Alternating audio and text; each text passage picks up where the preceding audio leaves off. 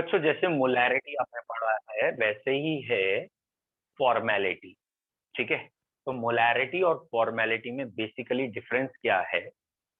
Actually ये जो suppose NaCl है या Na2SO4 है, जब ये पानी में जाएगा तो ये आयनाइज हो जाएगा Na आयन में और सल्फेट आयन में, यानी ये आयन्स हो जाएंगे, है ना बेटा? क्या हम इसे मॉलिक्यूल कह सकते हैं या इसे मॉलिक्यूल कह सकते हैं? नहीं, कॉमन सेंस है ना, इन्हें मॉलिक्यूल नहीं कहा जा सकता ये, क्योंकि आयन। तो एक आध साइंटिस्ट ने इसमें ठीक है टांग अड़ा दी। क्या टांग अड़ाई? उसने कहा भाई मोलैरिटी का मतलब था वेट अपॉन मॉलिक्यूलर वेट या molar mass into 1000 upon volume इन ml। तो उसने कहा क्या यहाँ सल्फेट का मोलर मास या मॉलिक्यूलर वेट रखेंगे?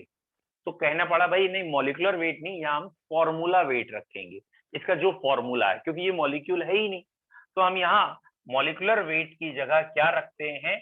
जो फॉर्मूला है उसका वेट रखते हैं। ये फॉर्मूला वेट रखा गया है और बाकी वही है। क्योंकि ये फॉर्मूला वेट है तो ये पूरा टर्म उन्होंने कहा कि अब हम इन्हें क्या कहें, तो कह दिया ये फॉर्मूला मोल्स आ रहे हैं। एक्चुअली ये तो आयंस है ना, तो आयंस के जो मोल्स आएंगे हम उन्हें फॉर्मूला मोल्स कहेंगे। तो उन्होंने कहा फिर यहाँ क्या कहें? तो उन्होंने कहा हम यहाँ फॉर्मेलिटी कह देंगे। तो ये एक फॉर्मेलिटी ही है। समझ में आ गया? जैसे हम कहते हैं फॉर्मेलिटी मत करो यार, तुम तो फॉर्मेलिटी कर रहे हो, ये फॉर्मेलिटी ही है। तो what is formality? In case of ions, specially electrolytes में जो आयंस होते हैं, in these cases we can't use the word molecule, we have to use the word formula weight, formula ion, therefore we are using the word formality। यहाँ formula wait है, formula मोल है, इसीलिए word क्या है? Formality.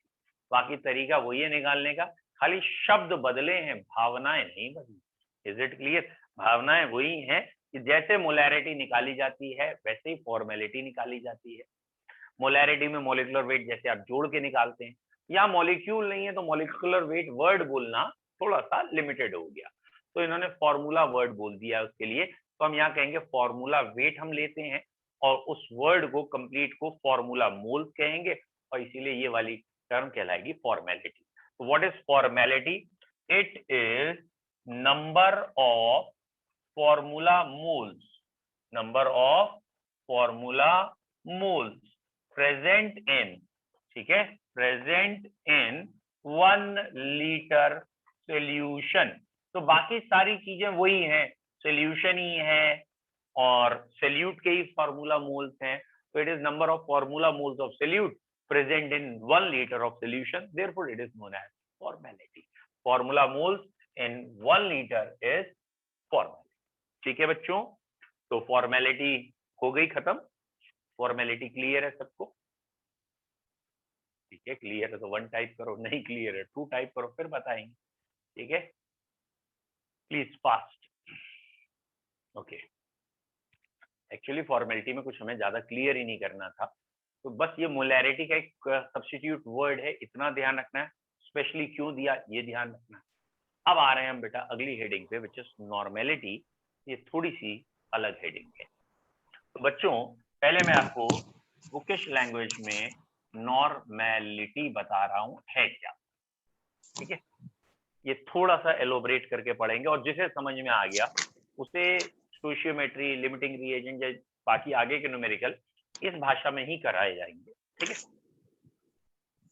तो normality की definition क्या है बच्चों? इसको कैपिटल N से डिनोट करते हैं। It is number of word हटा भी दो चलेगा, gram equivalent, number of gram equivalent, ये टर्म ही सबसे इंपॉर्टेंट है। It is number of gram equivalent of solute, ठीक है, present in 1 litre of solution. 1 litre solution में कितने इक्विवेलेंट सोल्यूट के हैं? It is number of equivalent. पहले क्या था? Number of moles. मोलैरिटी में क्या था? मोल्स, लेकिन यहाँ पे क्या है? इक्विवेलेंट। तो नॉर्मेलिटी को n से डिवाइड करते हैं, सॉरी n से डिनोट करते हैं और न्यूमरेटर में ग्राम EQ, अभी मैं पूरा वर्ड लिख रहा हूं, इक्विवेलेंट लिखते हैं और नीचे वॉल्यूम इन लीटर लिख देते हैं। ऑब्वियसली नीचे सोल्यूशन का है और ग्राम इक्विवेलेंट सोल्यूट के है। तो अब पहले तो आप डेफिनेशन याद कर लीजिए, क्योंकि डिफाइन करने को भी आ जाता है। What is normality? Normality is gram equivalent of solute. अभी ग्राम इक्विवेलेंट एक्सप्लेन होंगे। Gram equivalent of solute which are present in 1 litre of solution. Normality की डेफिनेशन है ग्राम इक्विवेलेंट किसके? सोल्यूट के, और 1 लीटर सोल्यूशन में ये प्रेजेंट है। ठीक, पहले छोटी छोटी 2-3 बातें। यूनिट क्या है? इसको इक्विवेलेंट को इक्विवेलेंट ही कहते हैं यूनिट में, जैसे मोल्स की यूनिट मोल होती है, इक्विवेलेंट की इक्विवेलेंट पर लीटर। बच्चों किसी का माइक शायद ऑन है, प्लीज बंद करिए। तो इसकी यूनिट है ग्राम इक्विवेलेंट पर लीटर या equivalent per litre. Okay, followed by अगला पॉइंट। यहां पे अगर कहें टेम्परेचर डिपेंडेंस, तो आप कहेंगे बिल्कुल टेम्परेचर डिपेंडेंस है, क्योंकि वॉल्यूम टर्म आ गया है। तो ये यूनिट हो गई थी इक्विवेलेंट या ग्राम इक्विवेलेंट पर लीटर, और टेम्परेचर पे डिपेंड करेगा, डिपेंडेंट है। अब हमें जो शब्द समझना है कि ये ग्राम इक्विवेलेंट क्या बवाल है। हमें ग्राम मूल तो मालूम है ना, ग्राम मूल क्या था? ग्राम मूल था वेट बाई मॉलिक्यूलर वेट। तो वैसे ही एक शब्द है ग्राम इक्विवेलेंट। जरा ध्यान से देखना, ग्राम मूल क्या था? ग्राम मूल या नंबर ऑफ मोल्स निकाले थे हमने, वेट को डिवाइड किया था मॉलिक्यूलर वेट से, तो ये ग्राम मूल आए थे। ठीक है, तो जरा ध्यान से देखो, क्या मॉलिक्यूलर वेट और मोल एक ही चीजें थी? नहीं, अलग चीज है। मॉलिक्यूलर वेट एकदम अलग चीज है, मोल्स एकदम अलग चीज है। ठीक, अब बच्चों जो पॉइंट कहने जा रहे हैं वो जरा ध्यान से सुनना। जैसे हमने अभी आपसे कहा मॉलिक्यूलर वेट और मोल अलग चीज है, वैसे ही ये जो वर्ड है ना ग्राम इक्विवेलेंट, ये वर्ड है ग्राम इक्विवेलेंट। ये ग्राम इक्विवेलेंट होता है वेट अपॉन इक्विवेलेंट वेट। ठीक है, अब यहाँ पे भी इक्विवेलेंट है, ये भी इक्विवेलेंट है, इसलिए बच्चे कंफ्यूज होते हैं। Gram equivalent is wait upon equivalent mass या equivalent weight.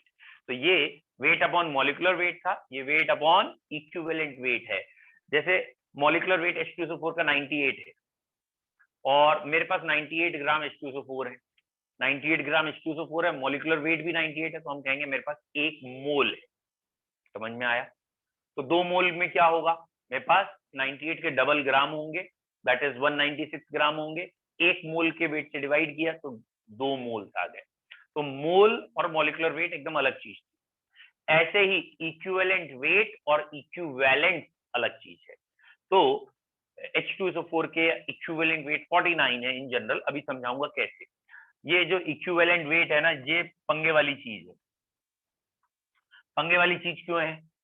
Molecular weight fix है, किसका मॉलिक्यूलर वेट कितना है ये फिक्स है, लेकिन इक्विवेलेंट वेट फिक्स नहीं है। It depends on reaction to reaction, कौन सी रिएक्शन हो रही है उस पर डिपेंड करता है। और बेसिकली हम 2 या 3 मेन तरीके से इक्विवेलेंट वेट पढ़ते हैं, जो अभी बताऊंगा। तो अगर मैंने आपको बता दिया H2SO4 का इक्विवेलेंट वेट 49 है सपोज, तो जब भी आपके पास 49 ग्राम हो जाएंगे, 49 अपॉन 49 डिवाइड करके 1 आएगा, तो आप कहोगे उसके 1 इक्विवेलेंट है।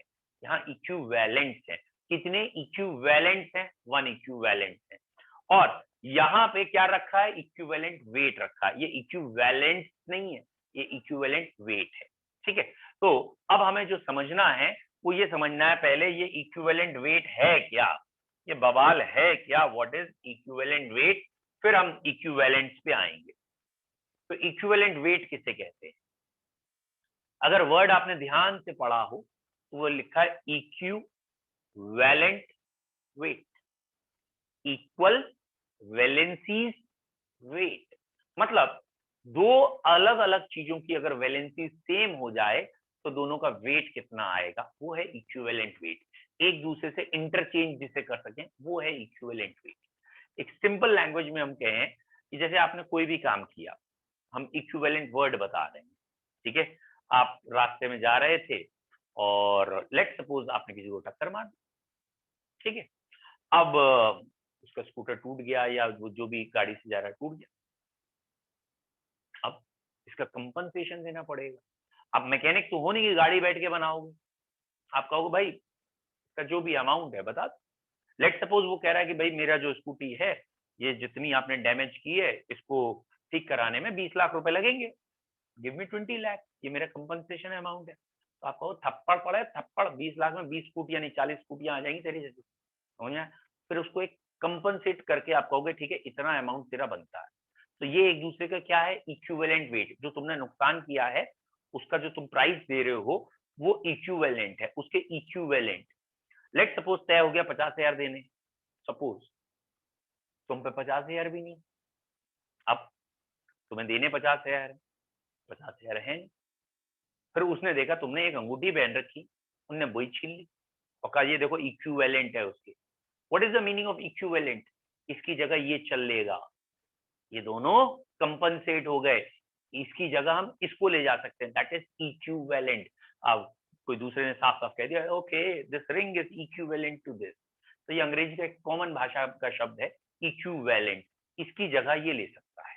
Is it clear? आपको कहीं 1 लाख रुपए देने थे, आपके पास लाख रुपए नहीं है, तो उसकी जगह उसका इक्विवेलेंट में कुछ और। Is it clear? आपके पास लाख रुपए की रुई तख्ती थी 10 कमरों में भरी हुई, 1 लाख की रुई तो बहुत होगी शायद, आपने कहा जा उठा ले 1 लाख की रुई, ये उसका कंपनसेशन।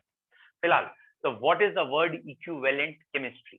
केमिस्ट्री में इक्विवेलेंट का क्या मतलब है? इक्वल वैलेंसीज वेट, मतलब अगर मेरे पास सिल्वर है तो सिल्वर का एटॉमिक वेट होता है 108 और सिल्वर की वैलेंसी है 1, तो 1 वैलेंसी का वेट है इक्विवेलेंट वेट। अब जरा चेक करना, एल्यूमिनियम एल्यूमिनियम +3 में जा रहा है, यानी ये 3 इलेक्ट्रॉन लूज कर रहा है, 3, और एल्यूमिनियम का एटॉमिक वेट होता है 27, अगर आपने याद किया है तो भैया 3 इलेक्ट्रॉन के लिए 27, एक इलेक्ट्रॉन के लिए वेट कितना आया 27/3 9। तो जब एक इलेक्ट्रॉन मूव करेगा, एक इलेक्ट्रॉन 1 वैलेंसी इक्वल वैलेंसी, जब एक इलेक्ट्रॉन मूव करेगा ना तो एल्यूमिनियम का वेट 9 से कम हो जाएगा, और वही एक इलेक्ट्रॉन जब सिल्वर की तरफ पहुंचेगा ना तो सिल्वर का वेट 108 से बढ़ेगा, 9 से नहीं बढ़ेगा, 108 से। क्यों?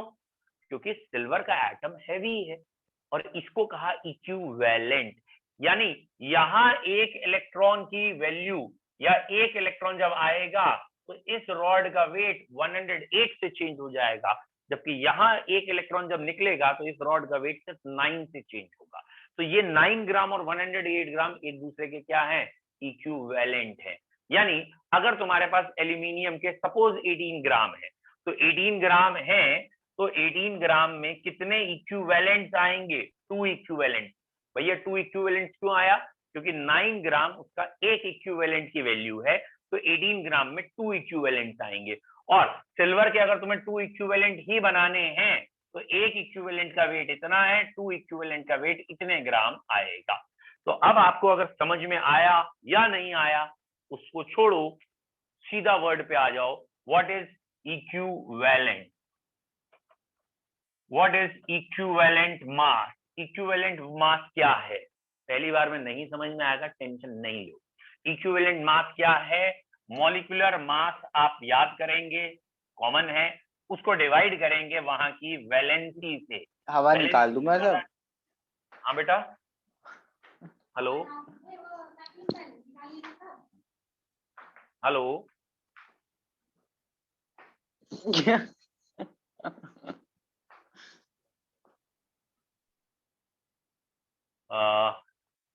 बेटा कोई बच्चा कुछ पूछ रहा था शायद अभी। हेलो, हाँ बेटा देव आप कुछ पूछ रहे थे शायद। हेलो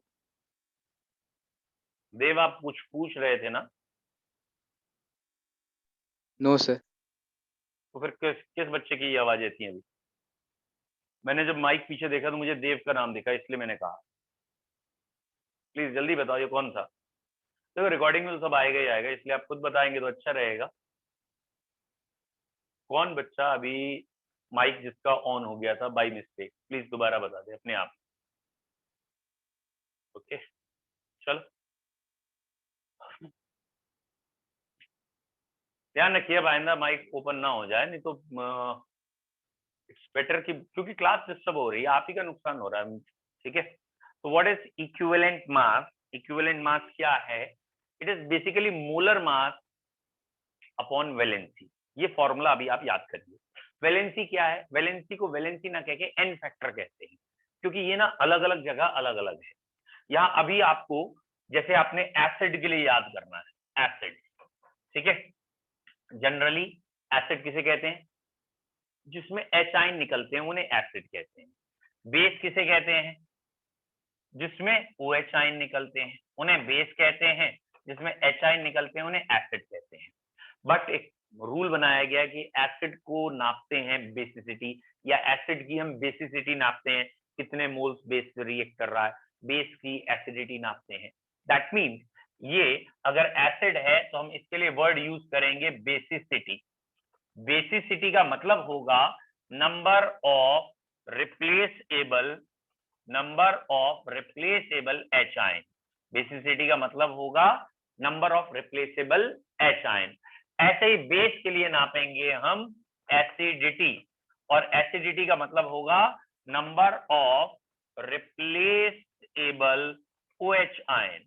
कितने OH आयन हटा सकते हैं, वो बेसिसिटी, सॉरी वो एसिडिटी होता है, ये एन फैक्टर है। चलो ये तो हुए बल्कि वर्ड, इन बल्कि वर्ड को करो किनारे। सिंपल भाषा, सिंपल भाषा ये है कि ये लिखा है H2SO4, और H2SO4 इन जनरल आयनाइज होता है ऐसे। इन जनरल जब बेटा ये ऐसे आयनाइज हुआ तो इसने 2 H आयन लूज कर दिए, ये 2 H आयन, ठीक है। तो यहाँ का एन फैक्टर या वैलेंसी 2 हो गई। यहाँ का एन फैक्टर क्या मानेंगे हम? 2 मानेंगे। तो अगर H2SO4 का एक जनरल क्वेश्चन है तो उसका एन फैक्टर 2 है। मतलब क्या है? जब हम H2SO4 का इक्विवेलेंट वेट निकालेंगे तो मॉलिक्यूलर वेट को एन फैक्टर से डिवाइड करेंगे तो इक्विवेलेंट वेट आएगा। H2SO4 का मॉलिक्यूलर वेट होता है 98। 98 है वो तो फिक्स है, आपने ऐड करके जोड़ लिया, 98 आ गया, और आपको पता है H2 निकल रहे हैं, तो इसका इक्विवेलेंट वेट आएगा 49। तो H2SO4 का इक्विवेलेंट वेट 49 इन जनरल है, क्योंकि वो 2 H छोड़ता है। लेकिन प्रॉब्लम यहाँ इक्विवेलेंट में यही है, ये फिक्स नहीं है कि 49 होगा। क्यों? क्योंकि अगर किसी एग्जामिनर ने चालाकी करके ये कहा कि H2SO4 ऐसे ब्रेक हो रहा है और कहा अब बताओ उसका इक्विवेलेंट मास कितना है, तो बेटा H2SO4 ब्रेक हो रहा है H ion and HSO4 negative, यानी इसने H आयन एक ही छोड़ा है, और अगर एक H आयन छोड़ा है तो इसका n फैक्टर 1 हो जाएगा, यानी इसकी वैलेंसी 1 हो जाएगी। और अब इसका equivalent weight molecular weight upon n factor में जब आप रखेंगे तो 98/1 रखेंगे, इसलिए वैलेंसी 1 होगी। तो बेसिकली प्रॉब्लम पता है क्या है? प्रॉब्लम है इक्विवेलेंट मास में रिएक्शन बार बार देखनी पड़ती है कि किस रिएक्शन में इक्विवेलेंट वेट क्या लगाएं। अब मैं पहले आपके लिए थोड़ा सिंप्लीफाई करूंगा, फिर जो और डीप जाना चाहते हैं उन्हें समझाएंगे। पहले थोड़ा सा सिंप्लीफाई करते हैं। देखिए क्या है सिंप्लीफाइड, ये है कि नॉर्मेलिटी की डेफिनेशन हमने लिखी, वो आई gram equivalent present in 1 litre solution. तो मैथमेटिकल फॉर्मूला आ गया gram equivalent upon volume in litre. ये मैथमेटिकल फॉर्मूला है या डेफिनेशन है, याद करिए क्या? It is number of gram equivalents of solute present in 1 litre of solution. It is number of gram equivalents of solute which are present in 1 litre of solution. तो सबसे पहले आ गया ग्राम इक्विवेलेंट। अब सेकेंड पॉइंट, ग्राम इक्विवेलेंट को elaborate किया, तो आपने इसका एलोबरेशन लिखेंगे wait upon equivalent weight into 1 upon volume in litre. Wait upon equivalent weight into 1 upon volume in litre, ये नॉर्मेलिटी की डेफिनेशन आ गई। क्लियर है? अब इक्विवेलेंट वेट क्या है? तो मैंने अभी आपको बताया है इक्विवेलेंट वेट होता है मॉलिक्यूलर वेट अपॉन वैलेंसी, जिसे वैलेंसी से ज्यादा अच्छा वर्ड कहा जाता है एन फैक्टर। और एन फैक्टर का मतलब मैंने आपको बताया है कि किसी रिएक्शन में कितने एच आयन हट रहे हैं या ओ एच आयन, वैलेंसी है। चलिए अब मैं कह रहा हूं इस वाली इक्वेशन को जो मैंने आपके सामने लिखी है, अगर मैं मॉलिक्यूलर वेट से मल्टीप्लाई और मॉलिक्यूलर वेट से डिवाइड कर दूं तो कोई दिक्कत, कोई प्रॉब्लम नहीं। और यहां से अगर एन फैक्टर इधर ले जाऊं तो एन फैक्टर की वैल्यू आ रही है molecular weight upon equivalent wait. अरे भाई यही तो आ गया, एन फैक्टर क्या हो गया, मॉलिक्यूलर वेट अपॉन इक्विवेलेंट। तो मैं इसे जरा जंबल करके पंबल करके लिखता हूं, मैं इस मॉलिक्यूलर वेट को इधर ले जाता हूं और इस इक्विवेलेंट वेट को इधर ले आता हूं। तो नॉर्मेलिटी का फॉर्मूला मुझे लग रहा है weight upon molecular weight into 1 upon volume in litre into molecular weight upon equivalent wait. अब अगर आपको दिख गया हो molecular weight upon equivalent wait को मैं एन फैक्टर कह सकता हूं, molecular weight upon equivalent wait को एन फैक्टर कह सकता हूं। और ये वाला जो टर्म है weight upon molecular weight into 1 upon volume in litre, weight upon molecular weight is moles, 1 upon volume in litre molarity, तो इसको मैं मोलैरिटी कह सकता हूं। तो ये फॉर्मूला मेरा बन रहा है normality is molarity into n factor. और जिन जिन बच्चों को इक्विवेलेंट वेट नहीं समझ में आता मैं उनको प्रेफर करता हूं, आपको मोलैरिटी तो आती है समझ में, आप मोलैरिटी निकालिए, उसने नॉर्मेलिटी कहा है मत निकालो नॉर्मेलिटी, आप मोलैरिटी निकाल लीजिए और वहां की वैलेंसी से मल्टीप्लाई कर दीजिए। जो भी वैलेंसी आपको दिखे, मतलब एच आयन कितने निकल रहे हैं, ओ एच आयन कितने निकल रहे हैं, वो वैलेंसी होती है। वैलेंसी का एक और तरीका होता है, वो ऑक्सीडेशन नंबर के हिसाब से होता है, रेडॉक्स में होता है, लेकिन जब रेडॉक्स 9 से चैप्टर आएगा तब बताएंगे। तो अभी आप वैलेंसी सिर्फ एक जो भी वैलेंसी उस समय की है, मतलब कितने एच आयन और ओ एच आयन हट रहे हैं, वो नंबर यहाँ लिख दीजिए। मोलैरिटी निकालना आती है, मल्टीप्लाई करके आंसर निकाल। मतलब अब स्टार्टिंग से आ जाते हैं फिर से। सपोज नॉर्मेलिटी की क्लास आ चुकी है, नॉर्मेलिटी में पहली चीज क्या आएगी, define normality. What is normality? तो डेफिनेशन आ गई, it is number of gram equivalent of solute present in 1 litre of solution. 1 litre solution में सोल्यूट कितने हैं, ये इसकी डेफिनेशन हो गई। सेकेंड पॉइंट, नॉर्मेलिटी का मैथमेटिकल एक्सप्रेशन क्या हो गया, n is equal to gram equivalent numerator में, वॉल्यूम इन लीटर डिनोमिनेटर में। एक्सपेंशन क्या करें, ग्राम इक्विवेलेंट को कैसे लिखें, तो ग्राम upon equivalent weight into 1 upon volume in litre, ये एक्सपेंशन हो गया कि normality is wait upon equivalent weight into 1 upon volume in litre, ये एक्सपेंशन हो गया। अगर हमें इक्विवेलेंट वेट आता ही नहीं है तो क्या करें, या इसको मॉलिक्यूलर वेट से सब्स्टिट्यूट करके लिखना है, तो normality is molarity multiplied by valency. तो जो भी वैलेंसी या एन फैक्टर है वो तीसरा पॉइंट आ गया। यूनिट कितनी है या यूनिट क्या है, ऑब्वियसली यूनिट इसकी ग्राम इक्विवेलेंट पर लीटर है। फिर क्या ये टेम्परेचर पे डिपेंड करेगा या नहीं करेगा, तो आपका आंसर है क्योंकि इसमें वॉल्यूम है तो टेम्परेचर बढ़ाने में वॉल्यूम बढ़ जाएगा और वॉल्यूम बढ़ने से नॉर्मेलिटी चेंज हो जाएगी। Yes, it is dependent on temperature, ये टेम्परेचर पे डिपेंडेंट है। फिर एक एग्जांपल आ जाता है कि अगर 2 नॉर्मल सोल्यूशन दिया है तो इसका मतलब क्या है, तो 2 नॉर्मल सोल्यूशन स्टैंड्स फॉर, क्योंकि इसकी यूनिट है ना ग्राम इक्विवेलेंट पर लीटर, तो आप कहेंगे it stands for 2 gram equivalent of solute present in 1 litre solution, ये इसका सेंस है। तो नॉर्मेलिटी एक टेढ़ी खीर है जो बच्चों को यूजुअली नहीं समझ में आती या कम आती है, और इसका रिफाइंड फॉर्मूला बच्चे ऐसे भी याद करते हैं नॉर्मेलिटी का रिफाइंड फॉर्मूला। बेटा नॉर्मेलिटी का रिफाइंड फॉर्मूला ऐसे लिख लेते हैं, ग्राम equivalent upon volume in litre, और ग्राम इक्विवेलेंट को weight upon molecular weight, sorry wait upon equivalent wait, तो वेट को हमने W लिख लिया, अपॉन इक्विवेलेंट को E लिख लिया, into 1 upon volume in litre, और वॉल्यूम अगर ml में है तो 1000 आ गया है ना। तो वो इसको ऐसे लिख लेते हैं, बच्चों को बोलने में अच्छा लगता है कि हम W लेफ्ट हैंड साइड ले जाएं तो ये E इधर आ गया, N आ गया, V आ गया अपॉन 1000, तो W equal to ENV by 1000 भी बोलते हैं, बस इसे याद रखना है, वॉल्यूम ml में होगा। W इज EnV by 1000, जिसमें वॉल्यूम ml में आएगा, ये नॉर्मेलिटी के लिए आएगा। ठीक है, बताइए बच्चों, नॉर्मेलिटी आपको थोड़ी बहुत समझ में आई? लिटिल बिट, मुझे भी मालूम है एक बार में पूरी तो आएगी नहीं, लेकिन हाँ, जिन्हें नहीं आई है वो इस फॉर्मूले का यूज करेंगे, normality is equal to molarity multiplied by n factor, इसका यूज करेंगे। ठीक है, गुड,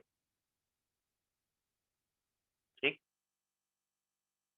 अब एक बारी आप कोशिश करते हैं, ठीक है, कि नॉर्मेलिटी पढ़ने के ग्राम इक्विवेलेंट पढ़ा, किसका इक्विवेलेंट कितना कितना है। ठीक है, तो जिसको भी नहीं समझ में आया है वो अब फोकस करके देख ले कि व्हाट इज ग्राम इक्विवेलेंट।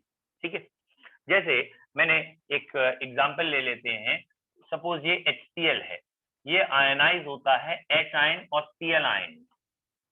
ठीक है, ये H आयन और Cl आयन में टूट रहा है, तो ऑब्वियसली इसमें एक ही H है, तो एक ही H हट सकता, दो H हट भी नहीं सकते, है ही एक H।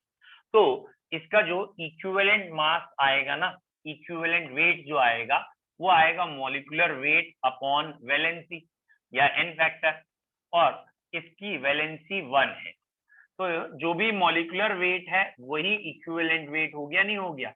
तो बच्चों आप ध्यान रखिएगा, ये कंसेप्ट बड़ा इंपॉर्टेंट है। क्या जिस जिस क्वेश्चन में आपको वैलेंसी 1 दिख जाए, उस क्वेश्चन में नॉर्मेलिटी की टेंशन ही खत्म। क्यों? क्योंकि वैलेंसी 1 है, तो जो मोलैरिटी है वही नॉर्मेलिटी है, जो मॉलिक्यूलर वेट है वही इक्विवेलेंट वेट है, तो जो मोलैरिटी है वही नॉर्मेलिटी। तो जहां जहां वैलेंसी 1 दिख गई, वहां क्वेश्चन अपने आप मोलैरिटी का कर दीजिए, वही नॉर्मेलिटी बनेगी। अब यहां जैसे HCl का मॉलिक्यूलर वेट होता है 36.5, क्लोरीन का बेटा 35.5 और हाइड्रोजन का 1, और वैलेंसी 1 है, तो HCl का इक्विवेलेंट वेट आपका 36.5 आएगा। डन। अब NaOH लिखा है, तो NaOH में नॉर्मेलिटी अगर गिवन है, अच्छी बात है, मोलैरिटी गिवन है, वो भी वही बात है। क्यों? क्योंकि NaOH जब आयनाइज होगा तो एक Na आयन और एक OH आयन देगा, ये तो OH आयन का नंबर कितना है? 1। मैंने आपको क्या बताया, एसिड की नापी जाती है बेसिसिटी, और बेसिसिटी का मतलब होता है रिप्लेसेबल H आयन। तो यहाँ ये एसिड था, इसकी बेसिसिटी नाप रहे थे, और इसका मतलब था number of replaceable H ion. तो इस केस में ये था, ये है बेस, और बेस के लिए नापा जाता है एसिडिटी, तो आपको याद रखना है बेस की एसिडिटी होगी, और इसका मतलब होगा रिप्लेसेबल OH आयन, और आपको साफ दिख रहा है यहाँ OH आयन एक ही हट रहा है, तो NaOH की बेसिसिटी 1 हो गई। बच्चों बेसिसिटी 1 होने का मतलब यहाँ वैलेंसी 1, और अगर वैलेंसी 1 तो फिर वही मॉलिक्यूलर वेट इक्विवेलेंट वेट बराबर, तो जो आपकी मोलैरिटी आई है वही नॉर्मेलिटी आएगी। Molarity and normality are same. ठीक है, अब और थोड़ा लेवल बढ़ाते हैं, थोड़ा सा लेवल पहले बढ़ाते हैं।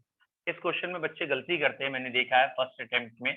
बताओ बेटा, ये मैंने फॉर्मिक एसिड लिखा है HCOH, या एसिटिक एसिड लिख दिया है CH3COH, तो ये दो अलग अलग क्वेश्चन मैंने लिखे हैं, आपको दोनों में वैलेंसी बतानी है।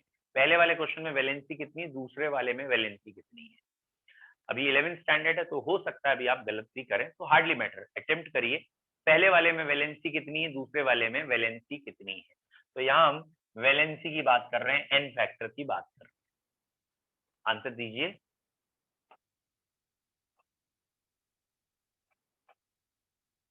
Very good, very good Pranjal, very good this one.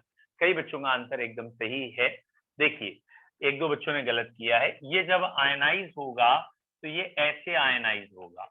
Actually सिर्फ वो H हटते हैं जो ऑक्सीजन से लगे हों, ऑक्सी एसिड या ऑर्गेनिक एसिड में वही H हट सकते हैं which are directly attach with oxygen, जबकि ये वाला H ऑक्सीजन से अटैच नहीं है, तो ये कभी भी काउंट नहीं होगा यू कैन से बेसिसिटी में या रिप्लेसेबल H में। ये वाले 3 H कभी काउंट नहीं होंगे बेसिसिटी में, क्योंकि ये ऑर्गेनिक के हिस्से हैं, ऑर्गेनिक में आयनाइजेशन नहीं होता। ये वाला जो है ये आयनिक पार्ट का हिस्सा है और ये आयनाइज हो जाएगा CH3COO negative and H positive. तो बिल्कुल सही, एक दो बच्चों ने कहा दोनों के केस में वैलेंसी 1 है, पहले केस में भी दूसरे केस में भी, यहाँ भी वैलेंसी 1 है, यहाँ भी वैलेंसी, दो अलग अलग क्वेश्चन है लेकिन वैलेंसी दोनों की अगर हम बात करें तो वैलेंसी इज 1 या n फैक्टर 1 है। तो ऑर्गेनिक में बच्चे अधिकतर गलती करते हैं, तो ध्यान रखना है COH ग्रुप के पास जो H है वही हटता है। अब ये है ऑर्गेनिक का तीसरा क्वेश्चन, इसे कहते हैं हम ऑक्सैलिक एसिड। ये ऑर्गेनिक जब पढ़ेंगे कई बार आएगा, टाइट्रेशन में भी है हमारे क्वेश्चन में। तो हाँ बेटा, अगर वैलेंसी 1 है बेटा तो नॉर्मेलिटी और मोलैरिटी बराबर होंगे। नॉर्मेलिटी 1 नहीं होगी, ये तो वैलेंसी 1 आई है ना, ये n फैक्टर लिखा है तो ये n फैक्टर है, ये नॉर्मेलिटी नहीं है। और अगर n फैक्टर लिखा है तो इसलिए लिखा है normality is equal to molarity multiply by n factor. तो जहां भी n फैक्टर 1 है, जो मोलैरिटी है वही नॉर्मेलिटी है, तो नॉर्मेलिटी निकालने के लिए कोई कंफ्यूजन नहीं होगा, ये हम पढ़ रहे हैं। वेरी गुड, ऑक्सैलिक एसिड का n फैक्टर या वैलेंसी फैक्टर बिल्कुल सही बताया है सब बच्चों का, इट इज 2। बहुत बढ़िया, क्योंकि यहाँ दोनों ये H मतलब बेसिकली ये COH है, क्योंकि ट्वाइस लिखा है तो ये COH है, यहाँ 2 H है तो इसलिए इसकी वैलेंसी 2 है। तो याद रखिएगा ये ऑक्सलेट आयन बनता है, ठीक है, और यहाँ वैलेंसी 2 है क्योंकि 2 H आयन अलग हो रहे हैं इसलिए। नाउ द मोस्ट इंपॉर्टेंट, अब मैं जो बताने जा रहा हूँ वो ज्यादा इंपॉर्टेंट है, वहां कंफ्यूजन ज्यादा होते हैं एग्जाम में। पहला है H3PO2, दूसरा है H3PO3 और तीसरा है H3PO4। ये तीनों बड़े फेवरेट हैं वैलेंसी या 11th स्टैंडर्ड के स्पेशली क्वेश्चन में, कि पहले में वैलेंसी कितनी है, दूसरे में, तीसरे में। अभी आपने नहीं पढ़ा है इसलिए मैं खुद ही बता रहा हूँ बेटा, आपका गलत आ रहा है। यहाँ पहले में वैलेंसी है 1, दूसरे में 2 और तीसरे में 3। और इन तीनों में मैं रेक्टिफिकेशन के लिए कह देता हूँ कि जितनी ऑक्सीजन है उससे एक कम n फैक्टर है, जितनी ऑक्सीजन है उससे एक कम n फैक्टर है, खाली रेक्टिफिकेशन इन तीनों में। तो ऐसा क्यों है भैया ऑक्सीजन से एक कम, तो हम इसका स्ट्रक्चर देखेंगे बेटा। H3PO3 का ये स्ट्रक्चर है, H3PO3 का ये स्ट्रक्चर है, ठीक है। और मैंने H3PO2 बनाया, सॉरी आई एम सॉरी, मैं पहला वाला बोलना चाह रहा था, H3PO2 का ये स्ट्रक्चर है। तो अगर इस स्ट्रक्चर को आप ध्यान से देख पा रहे हैं, समझ पा रहे हैं, तो यहाँ आपको साफ साफ दिख रहा होगा, क्या दिख रहा है कि वही H हटता है जो O से लगा हो, और O से तो एक ही H हटा है, लगा है, तो जब O से एक ही H लगा तो वही हटेगा, ये दोनों H नहीं हटेंगे। तो कहने के लिए इसमें 3 H है लेकिन हटता एक ही है और इसकी बेसिसिटी 1 है। इसका नाम है, अगर याद हो गया तो ठीक है, नहीं तो आगे समझ में आएगा, हाइपोफॉस्फोरस एसिड। तो हाइपोफॉस्फोरस एसिड की वैलेंसी या n फैक्टर 1 है, यहाँ n फैक्टर याद रखना है 1 है। अब बात करना है ये वाला जो एसिड है इसका नाम है फॉस्फोरस एसिड, फॉस्फोरस एसिड। और फॉस्फोरस एसिड की वैलेंसी 2 है, कैसे बेटा? जब इसका स्ट्रक्चर, आप ये केमिकल बॉन्डिंग में स्ट्रक्चर्स पढ़ाए जाएंगे आपको, ये इसका स्ट्रक्चर है और इसके स्ट्रक्चर में एक OH ग्रुप ये है, एक OH ये है, तो 2 OH ग्रुप हैं, तो इनकी वैलेंसी 2 हो गई। तो फॉस्फोरस एसिड में वैलेंसी 2 है क्योंकि इसमें 2 OH ग्रुप हैं, 2 वैलेंसी हो गई। नेक्स्ट इज फॉस्फोरिक एसिड, ये है फॉस्फोरिक एसिड। फॉस्फोरिक एसिड क्या है? H3PO4, और इसमें ये PO4 से जो तीनों H लगे हैं वो ऑक्सीजन से जुड़े हैं, तीनों H ऑक्सीजन से जुड़े हैं, ये भी और ये भी, क्योंकि तीनों H ऑक्सीजन से जुड़े हैं तो इसकी वैलेंसी 3 है। मतलब H3PO4 की नॉर्मेलिटी जो आएगी वो मोलैरिटी मल्टीप्लाई बाई 3 टाइम्स, मतलब जो भी आपको मोलैरिटी गिवन है उससे 3 टाइम्स ज्यादा नॉर्मेलिटी है।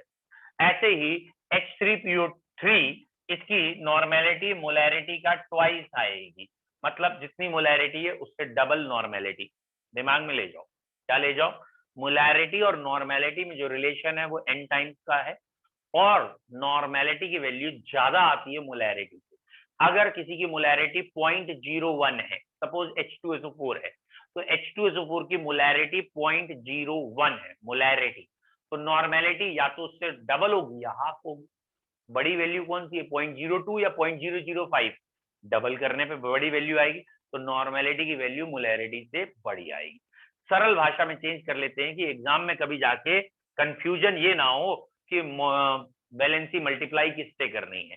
तो एक भैया सरल भाषा ये बना ली, ये जो हमारा फार्मूला है ना, इस फार्मूले की सरल भाषा बना ली, ये N फॉर नानी मान ले तू भाई, नानी, और M फॉर मामली मान ले तू। ये हमारे एब्रीविएशन कहलाते हैं, कोरिलेशन कहलाते हैं, ठीक है। इसका साइज से कोई लेना देना नहीं होता, लेकिन इससे हमारी स्टडी सिंप्लीफाई होती है। तो N फॉर नानी, M फॉर मामी, किसकी उम्र ज्यादा होगी, ऑब्वियसली नानी की उम्र ज्यादा आएगी, यानी नॉर्मेलिटी बढ़ी आएगी, मोलैरिटी से फनी लैंग्वेज में चेंज किया। अब एक आध जरूर निकल के आएगा, अच्छा वैलेंसी बन हो गई तो दोनों की उम्र बराबर हो गई, ठीक है, वैलेंसी बन हो गई तो नानी और मामी की उम्र बराबर हो गई, कैसे कैसे? अबे अपने मामा से जाके पूछ जो क्वेश्चन बना रही है, कैसे कैसे, उनने किया, मैंने थोड़ी किया ऐसा कुछ, ठीक है। तो अब ये वाला पॉइंट समझ में आ गया। पॉइंट क्या है, normality is equal to molarity multiplied by N factor. और अभी आपके कोर्स में जो एन फैक्टर है वो सिर्फ एसिड और बेस का है, अभी एन फैक्टर तीसरी चीज का नहीं है, वो होता है redox reaction, oxidising reducing agent, वहां चेंज इन ऑक्सीडेशन नंबर देखने होते हैं, वो 10th स्टैंडर्ड तक थे नहीं, 11th स्टैंडर्ड में अब चैप्टर नंबर 9 में आएंगे तो वहां इस इक्विवेलेंट का दायरा और बढ़ेगा कि इक्विवेलेंट कितने टाइप के होते हैं, और वहां वैलेंसी भी लगानी, ठीक है। नाउ ब्रश अप करें पहले आज का टॉपिक। आज का टॉपिक हमारा था स्टार्टिंग विद नॉर्मेलिटी। आज का टॉपिक था हमारा नॉर्मेलिटी, डिनोट करते हैं कैपिटल एन से। पांचों पॉइंट इससे क्या है, what is the definition of normality? तो डेफिनेशन है gram equivalents of solute present in 1 litre of solution. 1 litre solution में इक्विवेलेंट कितने हैं? मैथमेटिकल अप्रोच क्या है, ग्राम इक्विवेलेंट न्यूमरेटर में, वॉल्यूम इन लीटर डिनोमिनेटर में। ग्राम इक्विवेलेंट क्या है, weight upon equivalent weight, gram equivalent होते हैं। तो अब ये इक्विवेलेंट वेट क्या है, ये है मॉलिक्यूलर वेट अपॉन वैलेंसी या एन फैक्टर, ये इक्विवेलेंट है। और अगर इक्विवेलेंट वेट की जगह मैंने ये चीज पुटअप कर दूं तो ये मोलैरिटी बन जाएगा और एन फैक्टर आ जाएगा। तो एक डायरेक्ट फॉर्मूला हो गया, normality is molarity into N factor. इसकी यूनिट क्या है, तो बेटा यूनिट तो इसकी ग्राम इक्विवेलेंट पर लीटर है, टेम्परेचर पे ये डिपेंड कर रहा है। तो आई होप सो नॉर्मेलिटी अब आपको, क्योंकि मैंने एक बार फिर रिपीट किया है, अब आपको नॉर्मेलिटी क्लियर, बताइए जल्दी।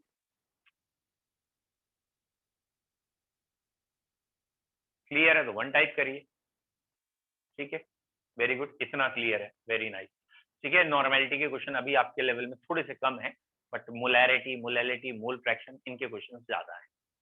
जब भी कभी दो मतलब एक एसिड और एक बेस रिएक्ट करता है, ठीक है, तो ये वाला पॉइंट जरा लिख लीजिएगा, याद रखिएगा।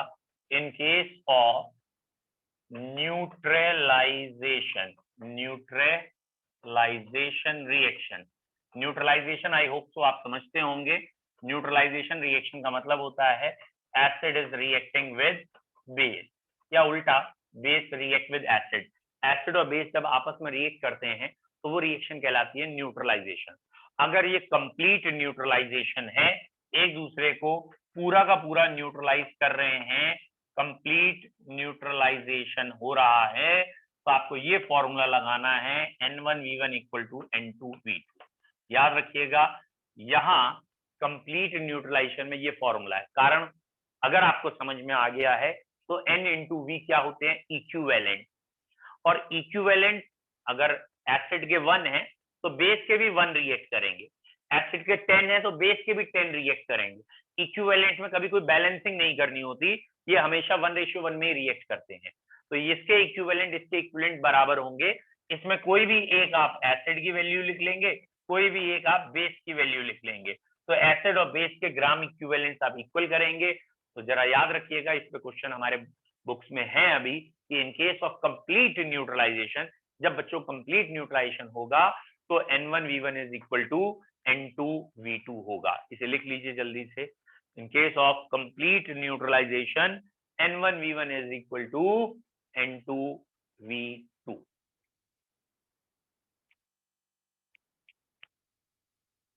ठीक है,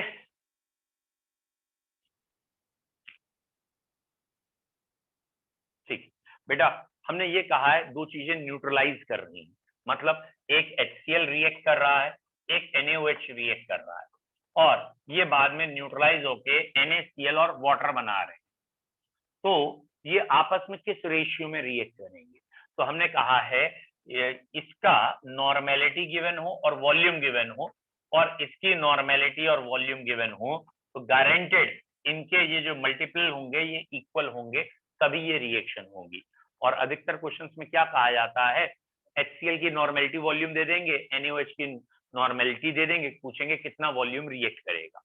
या जानबूझ के वो क्वेश्चन H2SO4 और NaOH का ले लेंगे, तो H2SO4 ट्वाइस NaOH से रिएक्ट करके Na2SO4 और वाटर बनाएगा। लेकिन ध्यान रखना, हमें इस बैलेंसिंग से कोई लेना देना नहीं है।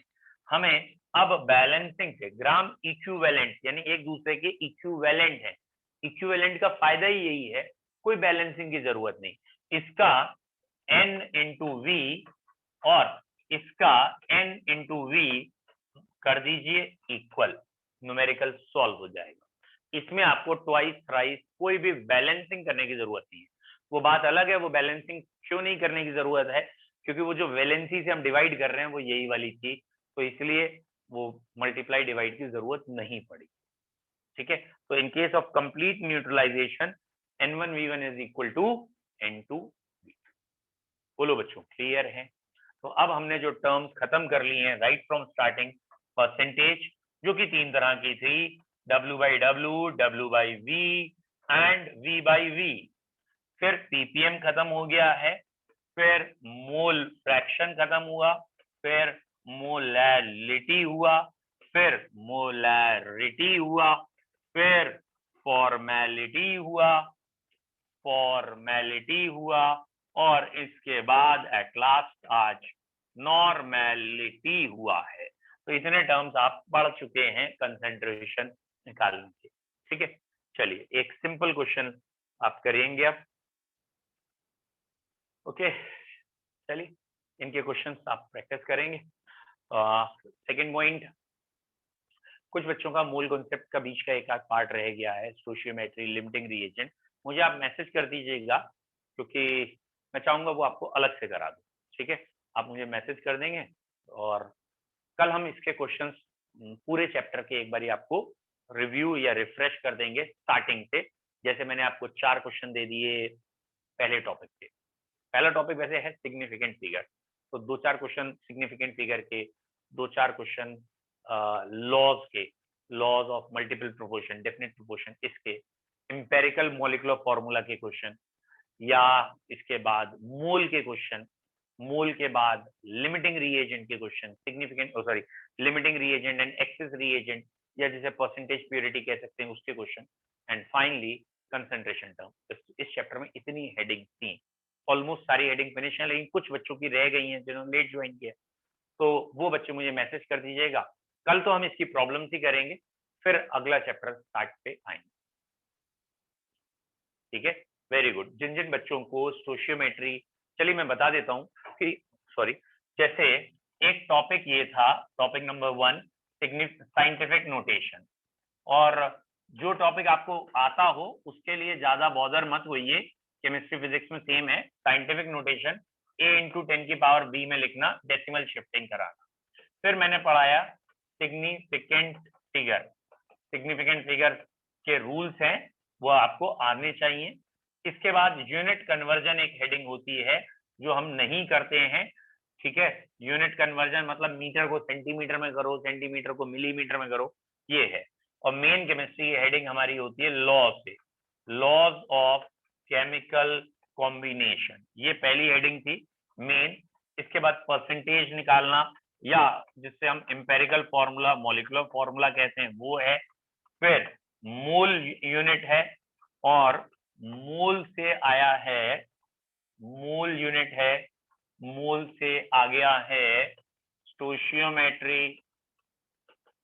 स्टोशियोमेट्री के अंदर एक हेडिंग है लिमिटिंग रिएजेंट या बेटा एक्सेस रिएजेंट, और परसेंटेज प्योरिटी भी कह सकते हैं उसे।